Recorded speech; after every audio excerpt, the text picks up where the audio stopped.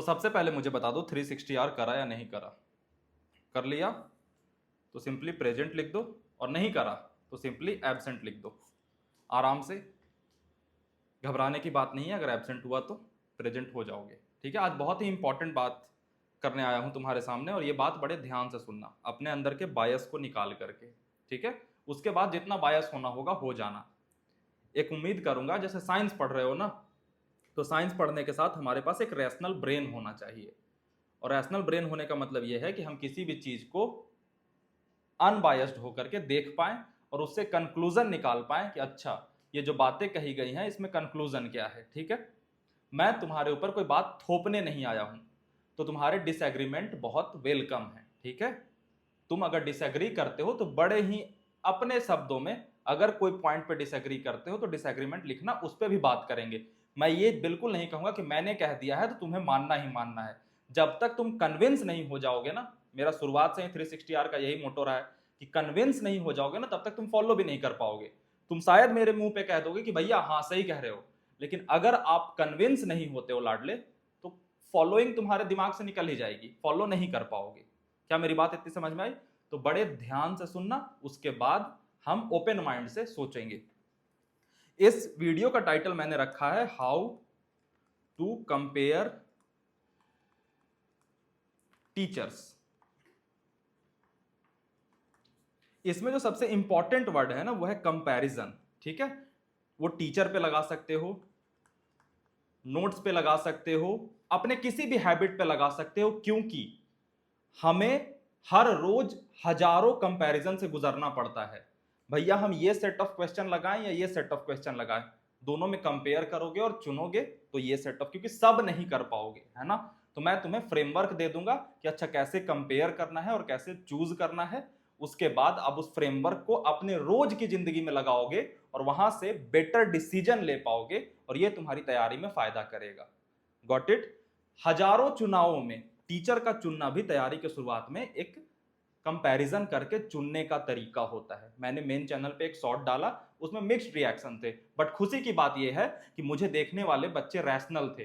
तो किसी ने ऐसा नहीं कहा कि अरे तू बकवास बात कर रहा है, पॉइंट वाइज दिए। हाँ, एक दो बच्चों ने कहा, बट उनके कमेंट पे क्लिक करोगे तो वो सिंगल कमेंट है पूरे चैनल पे, इसका मतलब कि उन्होंने पहली बार देखा। और पहली बार देख करके मुझे मिसजज कर लेना बहुत आसान है, और इसका मैं बुरा भी नहीं मानता। तो ये बड़ी ईमानदारी से उनकी भी चीजें मैंने अप्रिसिएट करी है। ठीक है, तो बात हम अंडर करेंगे टीचर के, लेकिन इस फ्रेमवर्क को आप हर जगह लगाओगे। ठीक, अब किसी भी चीज को कंपेयर करने के लिए हमारे पास एक बेसिस होना चाहिए, एक बेस होना चाहिए। ठीक है, किस बेसिस पे कंपेयर कर रहे हैं? मान लो कि मैंने एक कपड़ा पहना है, तो इस कपड़े को चुनने का कंपैरिजन का बेसिस क्या है कि मैं बाकी कपड़ा नहीं पहन रहा, ये पहन रहा हूं। हो सकता है कि मुझे सुंदर दिखना है, ये बेसिस है, तो मैं कपड़ा इस बेसिस पे सिलेक्ट करूंगा कि किसमें मैं ज्यादा सुंदर दिख पाता हूं। मुझे भाई अभी गर्मी का मौसम है, तो मुझे हल्का कपड़ा चाहिए जिससे कि मेरे बॉडी में रिलीफ फील हो। तो ये दूसरा बेसिस हो सकता है कि किसी बच्चे का चुनने का ये पर्पस हुआ कि मुझे रिलीफ चाहिए। तो तुमने देखा होगा बहुत सारे ऐसे बच्चे होंगे जो गर्मी के दिन में भी हुडी पहन रखा है, तो उसके कंपैरिजन का जो बेसिस था वो ये था कि हुडी तुझ पे अच्छी लगती है, गर्मी थोड़ा सह लेंगे। कोई बच्चा है जो सड़क पे भी बनियान में चल रहा है, उसके कंपैरिजन का बेसिस होगा कि मुझे दुनिया से नहीं फर्क पड़ती, मुझे भैया रिलीव्ड रहना है। तो ये बेसिस आपका क्या है? तो हम किस चीज की तैयारी कर रहे हैं? आईआईटी जेई की। ठीक है लाडले, बड़े ध्यान से सुनना। अब आईआईटी जेई की तैयारी करते हुए हमारा बेसिस क्या है कि हम आईआईटी जेई के एग्जाम को क्वालिफाई करें और सिलेक्ट हो जाएं आईआईटीज के एग्जाम में और आईआईटीज में पढ़ें, हमारा ये बेसिस है। Got it? ये बेसिस को अपने दिमाग में रखना। अब इसके लिए क्या करना होगा कि आपको जो एक्स अमाउंट ऑफ बच्चे फॉर्म भरेंगे उसमें से 99% को बीट करना है और 1% में आना है। यानी कि 1% में आने के लिए हमें टॉप नोच की चीजें चुननी पड़ेंगी। Got it? इतने में कोई डाउट, इतने में कोई ऑब्जेक्शन कि भैया यहां तक आपने कोई गलत बोला है तो बता देना, नहीं है तो नहीं बता देना। तो टॉप नोच की चीजें जो कि हमारे आईआईटी जेई के सिलेक्शन में हेल्प करे, वो हम बेसिस रख के चलेंगे। अब चाहे क्वेश्चन की बात हो तो क्वेश्चंस को इस बेसिस पे तौलेंगे कि आईआईटी जेई के एग्जाम में मेरे ब्रेन को कौन सा क्वेश्चन जो है वो इस तरीके से तैयार कर देता है जिससे कि मेरा ब्रेन 99% बच्चों से ज्यादा बढ़िया हो जाए और मैं सिलेक्ट हो जाऊं। मुझे रोज सुबह उठना है या 10 घंटे डिले से उठना है, कौन सा एक्शन मेरा IIT जेईई के एग्जाम में हेल्प करेगा। अगर सुबह उठता हूं तो टाइम से पढ़ने का समय मिलता है, ज्यादा सोता हूं तो लेट होता है। तो ये छोटी सी डेफिनेशन, ये छोटा सा बेसिस हो गया हमें सुबह उठने के लिए भी समय डिसाइड करने का। उसी में आते हैं हमारे टीचर्स। ठीक है, मैंने उस शॉर्ट में भी कहा था कि हमें किसी को कंपेयर इसलिए नहीं करना कि हम नीचा दिखा रहे हैं, हमें अपने लिए बेस्ट चुनना है। ठीक है, और तुम किसी को कन्विंस भी नहीं कर पाओगे। Got it. तो अब टीचर को चुनने के दो बेसिस होते हैं जो जनरल होते हैं ट्रेंड में, और वो ह्यूमन साइकोलॉजी के बारे में बहुत चीजें बताती हैं, मैं तुम्हें बताता हूं। ठीक है, एक होता है कि हम उस टीचर से पढ़ेंगे जो हमें अच्छा लगता है, अच्छा लगने का रीजन हो गया, और एक कि हम उस टीचर से पढ़ेंगे जो हमें IIT में सिलेक्ट कराएगा। दोनों एक साथ भी हो सकते हैं कि भैया जो हमें IIT में सिलेक्ट कराएगा वो हमें अच्छा भी लग सकता है, बट जनरली अगर ये दोनों अलग अलग चीजें हैं कि भैया मुझे लग रहा है कि वो टीचर मुझे IIT में सिलेक्ट करा देगा, बट वो मुझे अच्छा नहीं लगता क्योंकि मैं किसी से इमोशनली अटैच हूं। ठीक है, तो एक आपका ये रीजन हो सकता है कि भैया ये आदमी मुझे अच्छा लगता है और पढ़ा भी ठीक ठाक लेता है, खराब नहीं पढ़ाएगा, ठीक ठाक पढ़ा लेता है, लेकिन आपको बीट किसे करना है, 99% बच्चों को ना लाडले। तो हम फिर जरा भी 1% की भी कमी नहीं छोड़ सकते। तो हम थोड़ा सा साइड करेंगे अपने इमोशन को और बिल्कुल रैशनल होकर के टीचर को चुनेंगे। हम चुनने में पूरी जान लगा देंगे और फिर उसको बड़े ईमानदारी से फॉलो करेंगे। अब टीचर को कैसे चुनेंगे? सबसे पहला जो क्राइटेरिया है वो मैं तुम्हें बता देता हूं, जो कि थोड़ी कंट्रोवर्शियल है। किसी भी टीचर के नॉलेज और एक्सपीरियंस को देखने से पहले ये चेक जरूर कर लेना कि आप उसके सामने स्क्रीन पे बैठ पाते हो। एक टीचर है जो मान लो कि 70 साल की उम्र है जिसकी, ठीक है, नॉलेज का भैया भंडार है, 100% है, बट जब वो लेक्चर देता है ना भैया, इतना मोनोटोनस होता है, इतना बोरिंग होता है कि मैं उसके सामने बैठ ही नहीं पाता। दुनिया कहेगी कि तेरे में कमी है, कोई बात नहीं है, कमी ठीक है भाई, मैं नहीं बैठ पाता। दुनिया के नजरिए से ना अपने आप को तौलने लगोगे ना तो गलत डिसीजन ले लोगे। तो सबसे पहला क्राइटेरिया कि तुम उस टीचर के सामने बैठ पाते हो या नहीं, क्योंकि ये 1 साल या 2 साल की लड़ाई है।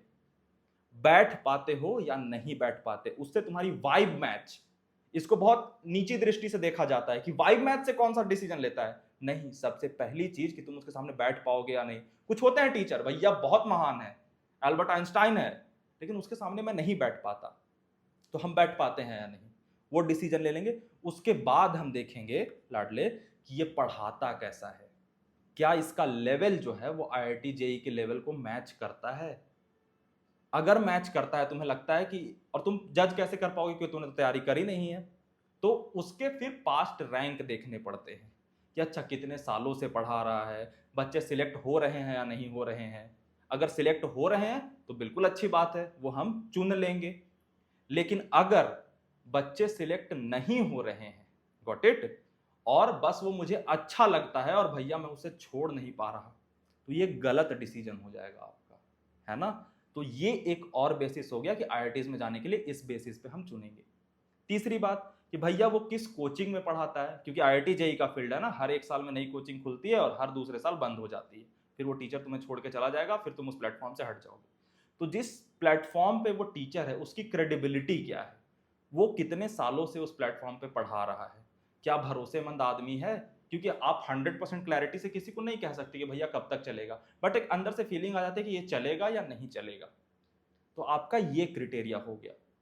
इन सारे क्राइटेरिया को बेस बना करके आप एक सेट ऑफ टीचर सिलेक्ट करोगे, और फिर जब एक बार सिलेक्ट कर लिया तो उनसे पूरी की पूरे सिलेबस पढ़ाई करोगे, हर वक्त डाउट नहीं करते रहोगे।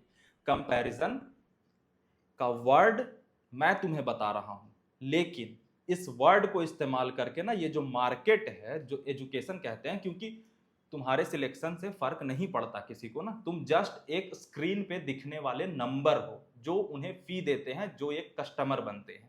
Got it. तो तुम्हारा सिलेक्शन पर्सनली कोई टीचर नहीं सोचेगा ना, तुम्हें अपने बारे में सोचना पड़ेगा। तो तुम अगर गलत डिसीजन ले करके किसी से इमोशनली अटैच हो करके चुन भी लेते हो, और तुम्हें लगता है कि मैंने तो इन्हें कुछ दिया है ना, एक अपना इमोशन दिया है, अपना प्यार दिया है, वो तुम्हें जस्ट एक नंबर मानते हैं, कोई भी साइड हो। ठीक है, मैंने अभी तक किसी का नाम नहीं लिया, किसी को रिकमेंड नहीं किया, किसी के बारे में बताया नहीं, बट अगर ये सारी बातें सुन करके तुम्हें अपने टीचर के प्रति डाउट आ रहा है ना, तो एक कहावत है कि throw an insult in air and honour will take it.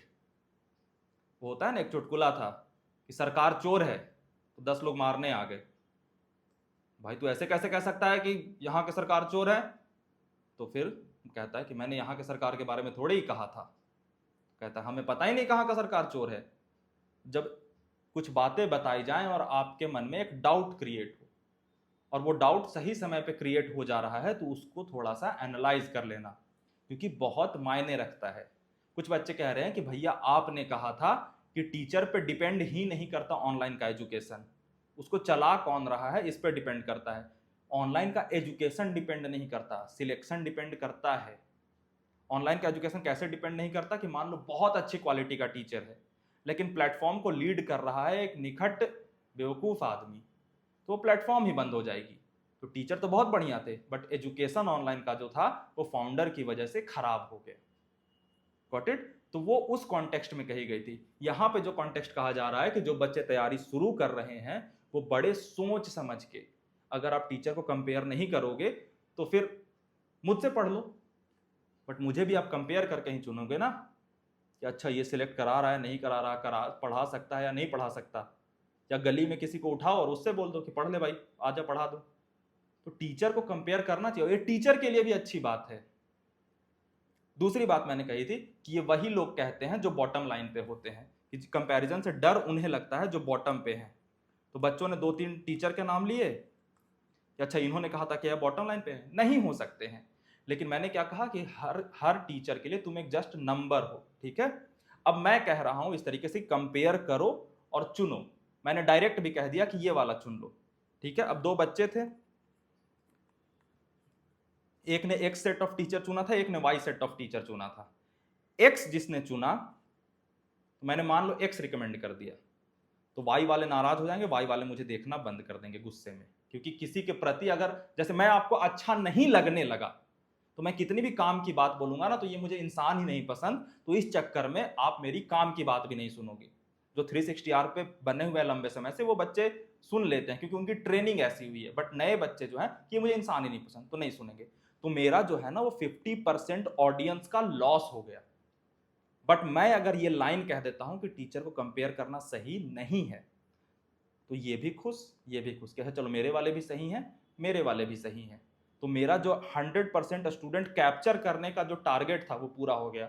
और इसमें कोई बुरी बात नहीं है, हर इंसान चाहता है यार कि मुझे ज्यादा से ज्यादा लोग देखें, ठीक है। मैं भी चाहता हूं, सारे टीचर भी चाहते हैं कि मुझसे ज्यादा से ज्यादा बच्चे पढ़ें, लेकिन ज्यादा से ज्यादा बच्चे का मतलब हुआ भीड़। लेकिन आप अपने लिए इकलौते हो, ये दोनों में से तो दोनों सिलेक्ट नहीं हो सकते ना, हो भी सकते हैं। अगर आपने इस बेसिस पे देखा कि हाँ एक्स सेट ऑफ टीचर और वाई सेट ऑफ टीचर दोनों सही हैं तो ठीक है, आप दोनों पढ़ो, लेकिन कंपैरिजन कर लेना, ठीक है। और ढंग का डिसीजन ले लेना।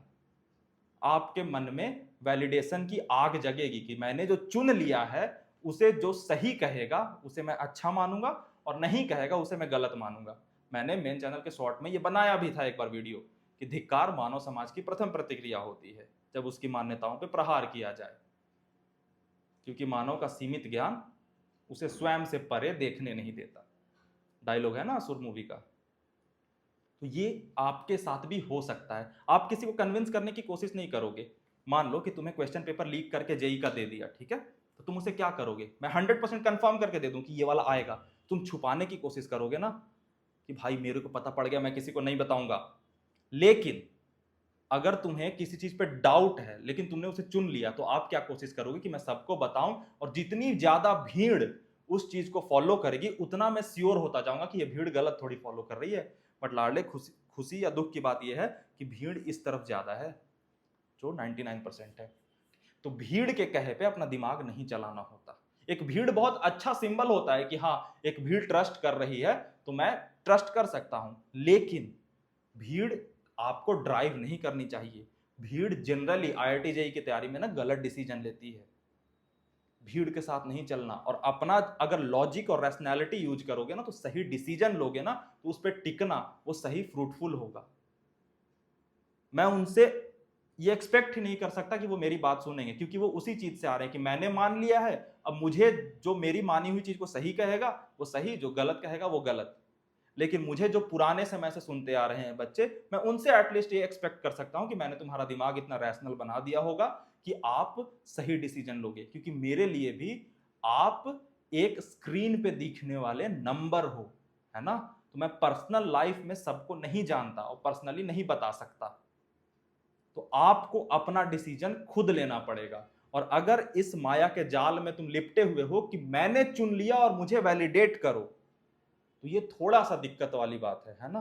क्योंकि तुम्हें लगता है कि तुम्हें चीज अच्छी लगती है, नहीं, तुम्हें अच्छा लगाया जाता है। जैसे अभी तक मैं अच्छा लग रहा हूं क्योंकि मैं लो टोन में प्यार से बात कर रहा हूं। अगर मैं कह दूं साले तेरा टीचर एक नंबर का बेवकूफ आदमी है नाम लेकर के, तुरंत हेट आ जाएगा। तो मैं तुम्हें अच्छा लगा नहीं, मैं तुम्हें अच्छा लगाया गया मेरे कॉन्शियस थॉट से कि तुम यहां तक सुन पाओ। वैसे ही कोचिंग पूरी मेहनत करती है कि तुम्हें वो अच्छे लगे। ये क्या, ये नॉर्मल बात है कि 2-2 लाख रुपए टॉप के बैचेज में किसी टीचर को पढ़ने के लिए दिए जाते हैं, वो आकर के आजकल 10वीं की मैथ पढ़ा रहा है? नहीं, ये नॉर्मल बात नहीं है। ये उस साइकोलॉजी पे जाता है कि हम ह्यूमन जो है ना वो इवॉल्व पता है कैसे हुए हैं, कि हमें ट्रेन में अगर एक अनजान इंसान चॉकलेट दे तो हम नहीं खाते हैं, लेकिन अगर जाना पहचाना इंसान हमें चॉकलेट दे तो हम खा लेते हैं। तो चॉकलेट पे डिपेंड ही नहीं करता कि हम उसे खाएंगे या नहीं, दे कौन रहा है इस पे डिपेंड करता है। और देना वाला अगर हमारे जान पहचान का है तो हम खा लेते हैं। तो इसीलिए 10th में उन टॉप टीचर्स को उतारा जाता है ताकि आप उसे जान जाओ और फेमिलियर हो जाओगे तो 11th-12th के सिलेबस की जो चॉकलेट है वो आप एक्सेप्ट करोगे। तो ये सारी साइकोलॉजी लगाई जाती है। मैं किसी को एक्सपोज करने के नजरिए से नहीं आया, मेरे पास दोनों तरफ से कॉल आ रखे हैं और दोनों तरफ की मैं स्क्रीनशॉट दिखा सकता हूं, लेकिन मुझे वो गलत नहीं लगता। क्योंकि जब पाप नॉर्मलाइज हो जाए ना तो पुण्य वाले को भगा दिया जाता है। तो आप अगर जानते हो कि अच्छी चीज है मेरी वाली ना, तो आपको थोड़ा पाप का सहारा लेना पड़ता है ताकि वो आगे बढ़े।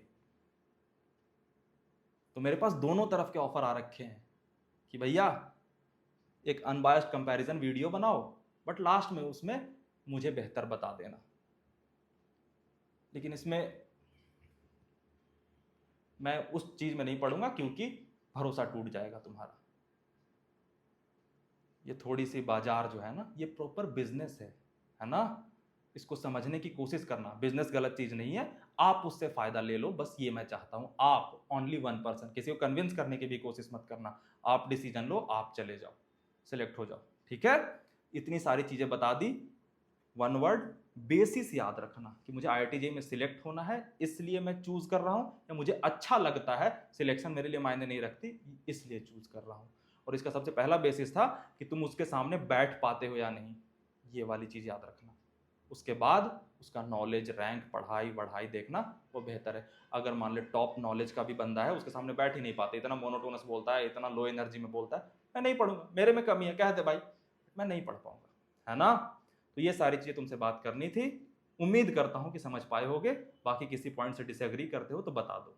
Okay, bye bye, good night. कल सुबह 5 बजे से फिर वही चीज स्टार्ट करेंगे 360 यार। Good night.